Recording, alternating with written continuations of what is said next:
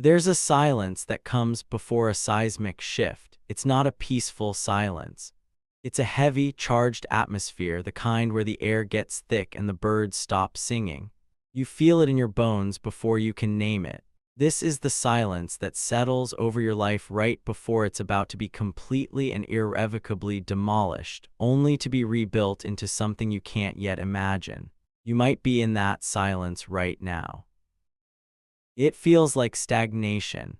It feels like you're pushing a boulder up a hill that keeps getting steeper. The relationships you've poured your soul into feel hollow, like beautiful, empty houses. The career path you've bled for feels like a gilded cage.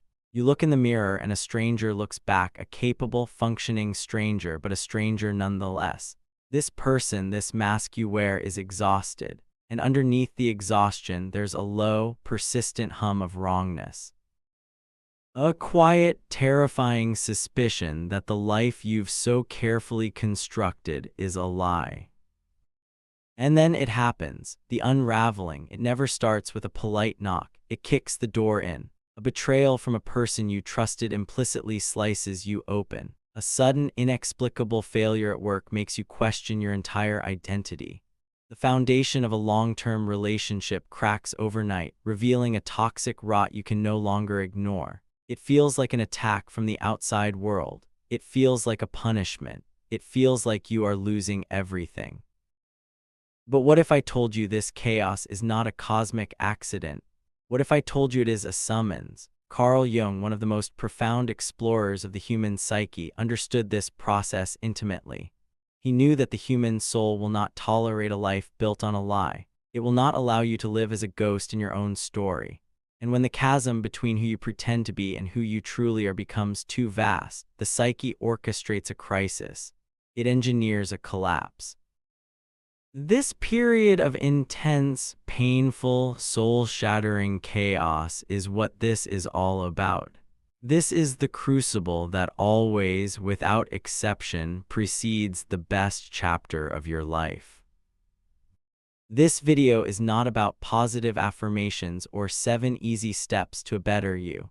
This is a brutally honest deep dive into that terrifying and necessary demolition. We are going to dissect the Great Unraveling. We will explore why your life must fall apart before it can truly come together. We will confront the hidden part of you, what Jung called the shadow, which is the secret architect of both your self-sabotage and your ultimate liberation. You are here because you feel the tremors. You feel the storm gathering. You are tired of being stuck, tired of the fake friends, the hidden enemies, and the gnawing feeling that you are meant for more but are trapped by invisible chains. Today, we don't just look at those chains, we find the key. This is not about surviving the storm, it's about learning to become it. So let's begin. To understand why your world must be turned upside down, you first have to understand the architecture of the prison you unknowingly built for yourself. Jung called this prison the persona. The persona is the mask. It's the carefully curated version of you that you present to the world. It's the good son, the successful professional, the laid-back friend, the supportive partner. We all have one. It's not inherently evil. It's a tool for social navigation. We build it in childhood to earn love and approval, to avoid punishment and shame, and to fit into the complex machinery of society.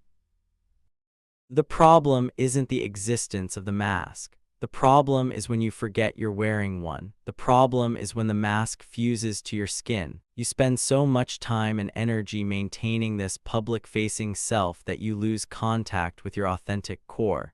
The persona is built from the shoulds of the world. I should be more agreeable. I should be less emotional. I should want this kind of career. I should be happy in this relationship. Every should you adopt that betrays a genuine I want or I feel is another bar on your own cage. Now, where do all those rejected parts of you go? All the feelings, desires, and traits that don't fit the perfect image of your persona. The anger you were told was unladylike, the ambition you were told was too aggressive, the vulnerability you were told was weakness, the unconventional creativity you were told was unrealistic. It doesn't just vanish. It gets shoved down into the basement of your psyche. And this basement has a name: the shadow.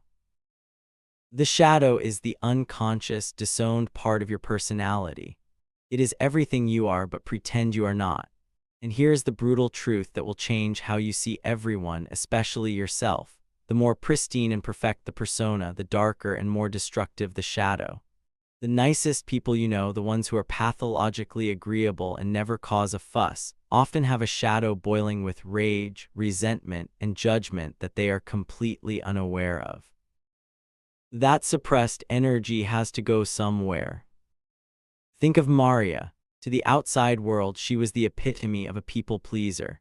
At work, she took on extra projects without complaint. With her friends, she was the perpetual listener, the one who always canceled her own plans to help someone else move or listen to their breakup story for the 10th time. Her persona was the selfless helper. She was praised for it, she was loved for it, but inside, Maria was rotting with resentment. She felt unseen, unappreciated, and chronically exhausted.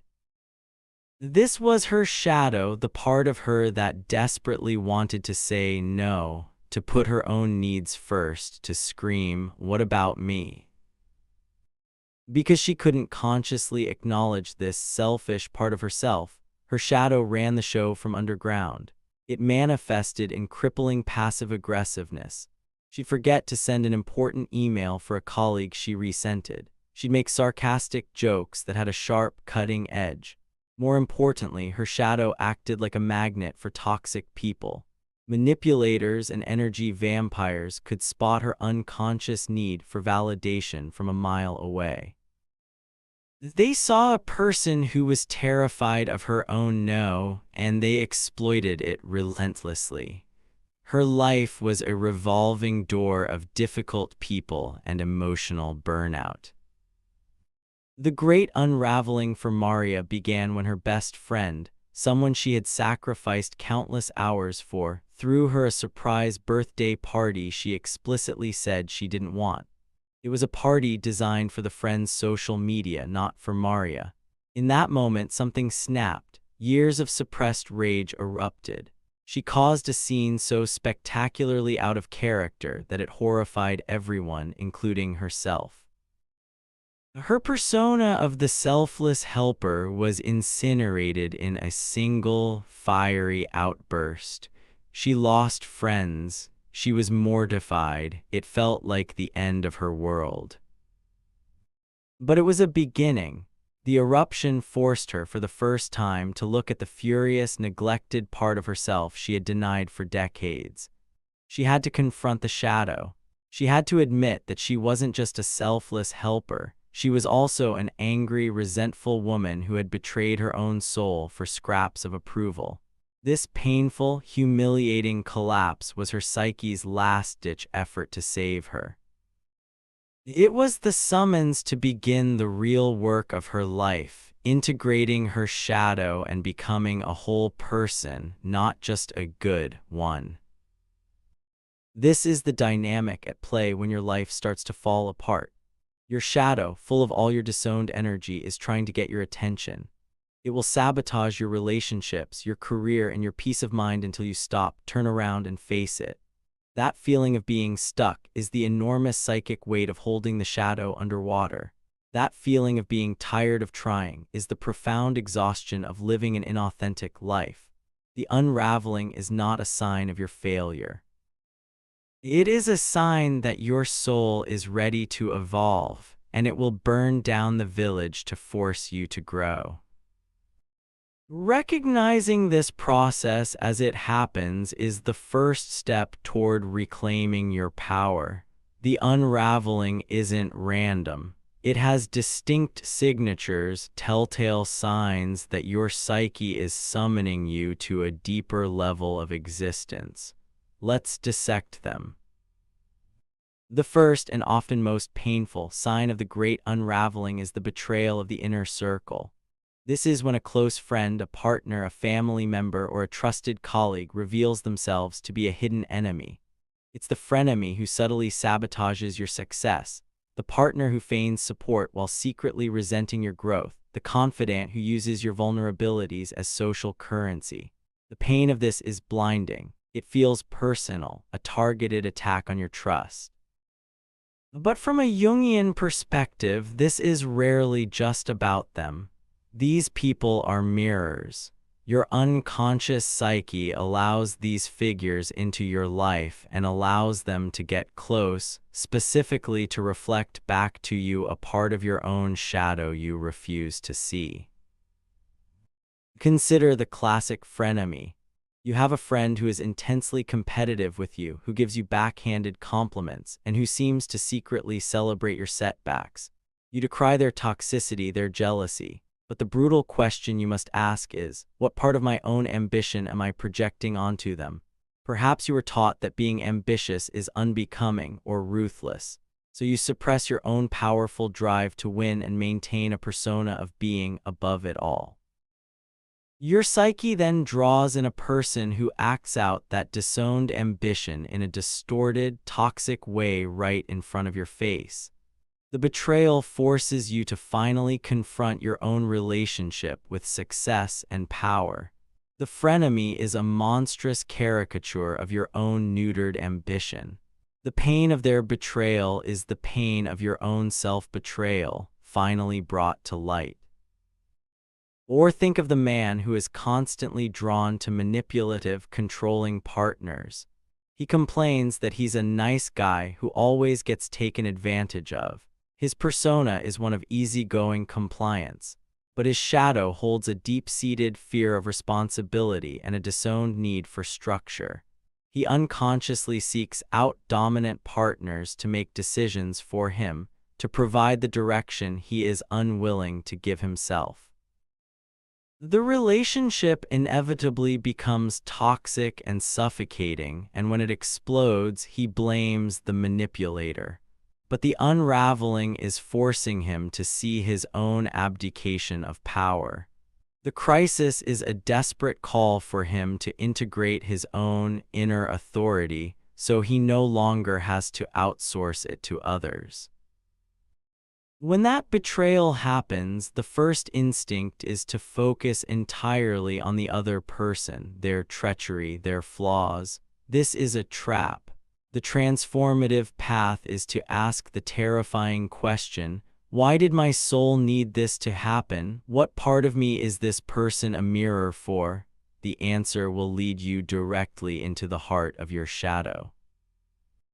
The second sign of the unraveling is the collapse of the meaning structure. This is when the things that used to define you and give your life purpose suddenly feel empty. The career you climbed for a decade feels like a meaningless charade. The goal of buying the big house or achieving a certain status now feels hollow and absurd. There's a profound sense of, is this all there is? This is not simple boredom or a midlife crisis. This is your soul telling you that the script written by your persona has run its course. The goals you were chasing were likely not your own. They were goals you absorbed from your family, your culture, or your peers, goals designed to make your persona look good. But the authentic self, the soul, has its own agenda. And when it's been starved for too long, it will cut the power to the old system. It will stop feeding you the dopamine hits of achievement that used to work. It will fill you with a sense of dread and pointlessness in the middle of a meeting you once would have found thrilling. This is a spiritual emergency. Your soul is refusing to take another step down a path that is not its own. The collapse of meaning is a vacuum, and it is terrifying, but it is also a sacred space. It is the void in which a new, more authentic purpose can finally be born. It's an invitation to stop asking, what does the world want from me? And to start asking, for the first time, what does my soul want to experience through me? The third sign is the phantom exhaustion and chronic dissatisfaction. This is a fatigue so deep it feels like it's in your marrow. It's not the kind of tiredness that a good night's sleep can fix. You can go on vacation and still feel utterly drained. It's a soul-deep weariness, punctuated by a constant, low-grade dissatisfaction with everything. Nothing is ever quite right. Nothing ever brings you the joy you think it should. This is the colossal energetic cost of repression. Maintaining a false self, a persona that is misaligned with your core, and simultaneously suppressing the immense power of the shadow is the most exhausting thing a human being can do. You are fighting a civil war within your own psyche, 24 hours a day. The you that goes to work and smiles and pays the bills is in a constant battle with the you that is screaming in the basement. This exhaustion is a warning light on your psychic dashboard. It's telling you that your energy systems are critically failing. You are burning your life force not on living, but on the performance of living. When this fatigue becomes chronic, it's often the prelude to the psyche shutting the whole system down. It engineers a burnout, an illness, or a depressive episode to force you to stop. It's saying, I will make you too tired to keep up this charade any longer. You have to rest. You have to stop. You have to look within. The dissatisfaction is your soul's hunger. You are feeding it plastic fruit, and it is starving. The fourth and most mystical sign is the influx of synchronicity and unsettling dreams. As the wall between your conscious mind and unconscious mind begins to thin during the unraveling, the language of the psyche starts to bleed through into your daily life. Jung coined the term synchronicity to describe meaningful coincidences, events in the outside world that seem inexplicably and personally connected to your inner state. Suddenly, you're thinking about an old friend you haven't seen in years, and they call you that afternoon. You're agonizing over leaving your toxic job, and you keep seeing for rent signs on commercial buildings everywhere you go. The same book title or a strange phrase keeps popping up in different contexts. This is not magic. This is the unconscious, which is connected to a deeper layer of reality, trying to give you clues. It's laying a breadcrumb trail for you to follow, pointing you toward your next step. At the same time, your dream life often becomes hyperactive and disturbing. You might have recurring dreams of being chased by a dark figure or a monstrous animal. This is a classic manifestation of the unfaced shadow. You might dream of your childhood home being in a state of disrepair or collapse, symbolizing that the original foundations of your personality are no longer sound. You might dream of losing your teeth, a common archetype for losing power or being unable to speak. These aren't just random neural firings. These are postcards from your shadow. It is using the primal language of symbols to tell you exactly what is wrong and what needs to be healed. Ignoring these messages is like ignoring a fire alarm because you don't like the sound. The unraveling is a period where you are being flooded with data from your own inner world. The key is to learn how to decipher it. If you recognize these signs, the betrayals, the collapse of meaning, the phantom exhaustion, the flood of synchronicity, know this: you are not going crazy. You are not failing. You are being called to the most important work of your life. You are standing at the threshold of the alchemical fire, and your only way out is through. Navigating this fire is not about finding a way to put it out. It's about letting it burn away everything that isn't you. It requires a level of courage and brutal honesty that most people will do anything to avoid. But this is the path. This is how you stop self-sabotaging, break the cycles, and finally step into your power.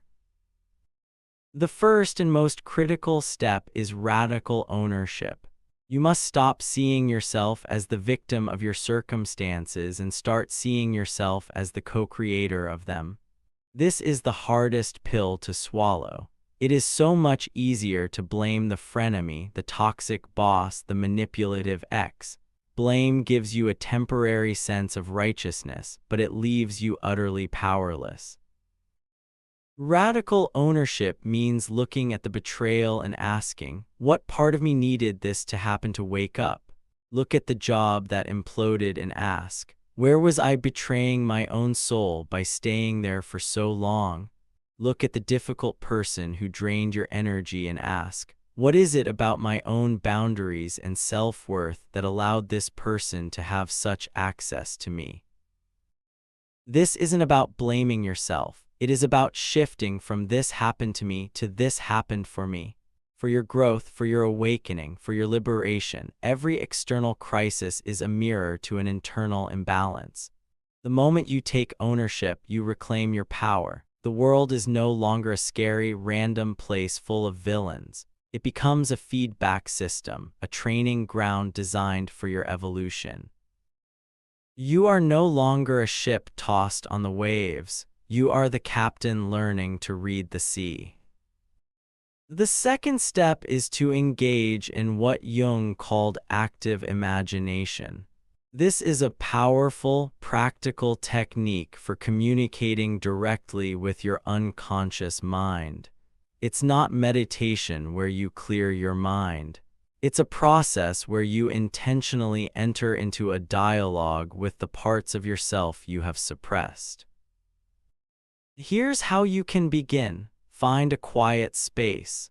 Close your eyes and bring to mind a feeling that you've been repressing, the anger, the shame, the fear, or call up an image from a disturbing dream, the dark figure that was chasing you. Instead of running from it, turn and face it. In your mind's eye, give it a form. Let it be a person, an animal, a creature. Then you speak to it, ask it questions. Who are you? What do you want from me? Why are you sabotaging my relationships? What part of me do you represent? And then you must do the most important thing, you must listen. Allow the answers to arise in your imagination without judgment. Let this figure speak back to you. It might say something shocking. The anger might say, I want you to stop letting people walk all over you. I am your power to say no. The fear might say, I am trying to protect you from getting hurt again, but I am keeping you small. You are having a conversation with a disowned piece of your own psychic energy. By giving it a voice, you are beginning the process of integration.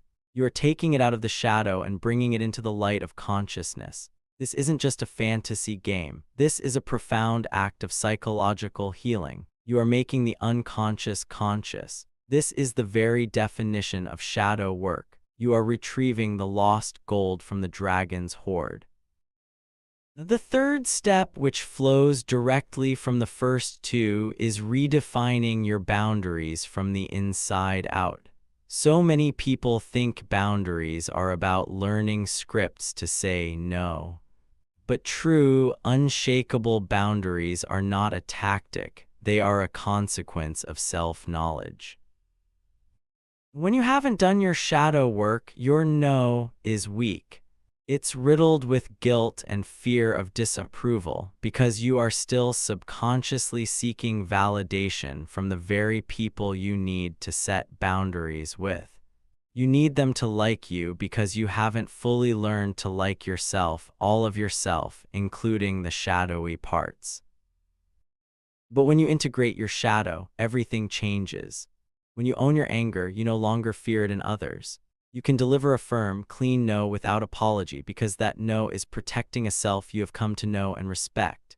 When you integrate your own manipulative tendencies, your own desire to control outcomes, you can spot manipulation in others from a mile away. It's no longer a hook that can catch you because you've already seen that hook inside yourself. Protecting your energy is no longer a struggle. It becomes an automatic function of your own wholeness. You don't attract energy vampires anymore because a whole person is not a viable food source. They feed on fragmentation, on self-doubt, on the desperate need for approval. When you become integrated, you become spiritually and psychologically sovereign. Your presence itself becomes a boundary. This leads to the fourth and final step in navigating the fire, the courage to be disliked. This is the ultimate test of your transformation. As you integrate your shadow and become more authentic, you will inevitably disappoint, confuse, or even anger the people who were invested in your old persona. The people pleaser who learns to say no will be called selfish. The compliant employee who finds their voice and speaks their truth will be called difficult. The man who stops placating his controlling partner and starts asserting his own needs will be called argumentative. The people who benefited from your mask will not celebrate when you take it off. They will try to coax you, shame you, or guilt you back into the comfortable, predictable box you once occupied. Your transformation is a threat to their own unexamined lives. This is the moment of truth. You must be willing to let them go. You must be willing to be misunderstood. You must choose the truth of your own soul over the comfort of belonging to a tribe that requires you to be small. This is the price of admission to the best chapter of your life, and it is worth it, because what you gain is infinitely more valuable than what you lose. You lose the approval of people who only valued a fraction of you. You gain the unshakable respect of your own damn self. You lose the toxic relationships and fake friends. You gain the space for deep, authentic connections with people who are drawn to your wholeness, not your wounds.